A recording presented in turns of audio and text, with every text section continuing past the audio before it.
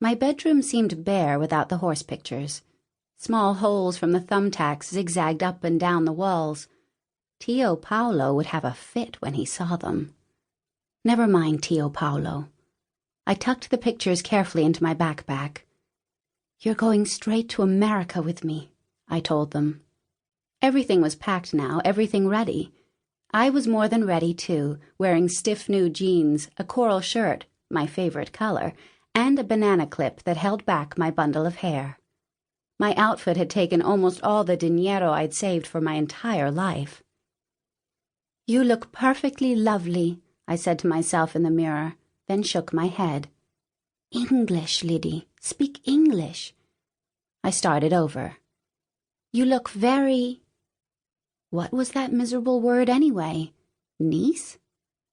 Who could think with Tio Paolo downstairs in the kitchen, pacing back and forth, calling up every 2 minutes, "You're going to miss the plane." I took a last look around at the peach bedspread, the striped curtains Tisha, Louisa, and I had made, the books on the shelf under the window. But I had no time to think about it. There was something I wanted to do before I left. I rushed downstairs, tiptoeing along the hall, past Tio Paolo in the kitchen, and stepping over Gatto, the calico cat who was dozing in the doorway. Out back, the field was covered with thorny flowers the color of tea, and high grass that whipped against my legs as I ran. I was late. Too bad for Tio Paolo. He'd have to drive more than his usual 10 miles an hour. I whistled, and Cavallo, the farmer's bay horse, whinnied.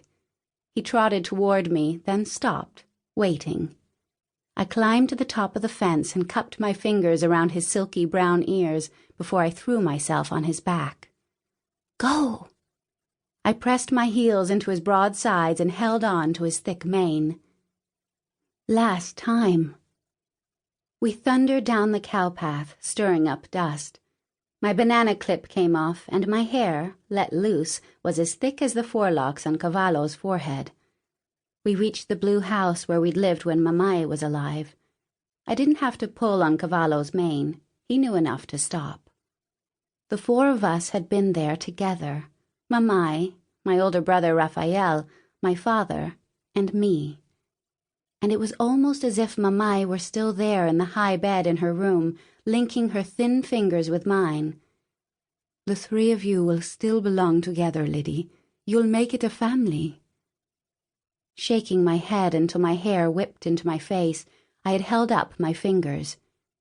"There are 4 of us, Mamai. 4. I remembered her faint smile. "Aye, only 7 years old, but still you're just like your father, the horseman." Just like Pi.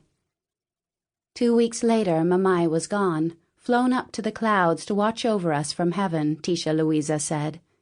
And Pi and Rafael went off to America, leaving me with Tisha Louisa and Tio Paolo. I still felt that flash of anger when I thought of their leaving without me. I ran my fingers through Cavallo's mane. "I'm going now, Mamai.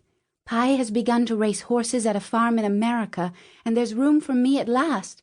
Pi and Rafael have a house." "Goodbye, Blue House." The sound of my voice was loud in my ears. "Goodbye, dear Mamai." Tio Paolo was outside in the truck now, blasting the horn for me. "Pay no attention to him," I whispered to Cavallo. Cavallo felt the pressure of my knees and my hands pulling gently on his mane, and turned. We crossed the muddy Rio, my feet raised away from the splashes of water, and climbed the slippery rocks, Cavallo's heels clanking against the stone. In the distance, between his yelling and the horn blaring, Tio Paolo sounded desperate. Suddenly, I was feeling that desperation too. We had to go all the way to São Paulo to catch the plane, but I was determined. 5 minutes, no more. "Hurry," I told Cavallo.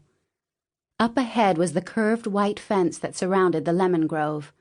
The overhanging branches were old and gnarled, the leaves a little dusty, and the lemons still green. Pi, my father, had held me up the day he'd left. His hair was dark, his teeth straight and white. "Pick a lemon for me, Lidie. I'll take it to America," I'd reached up and pulled at the largest lemon I could find.